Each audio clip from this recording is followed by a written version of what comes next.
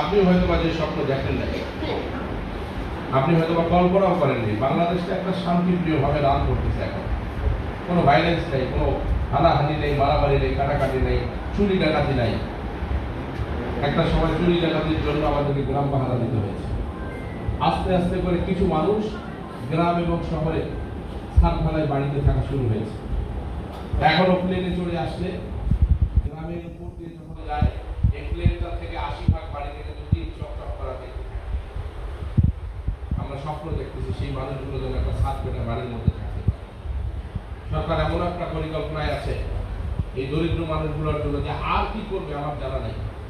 ঠিক আছে, যে ঘর দেওয়ার কথা প্রথম দিকে কি করলো, 80-90 লক্ষ টাকা একটা টিনের ঘর করে দিয়েছে। বছর নাই করতে সেই ঘরগুলো পরিবর্তন করে ইটের হয়ে গেল। কোন দিন জানি যে শুনবো যে টিনের চালা বাদ দিয়ে কিন্তু ছাদ পেটা মালয়েশিয়ার মতো করে দেওয়া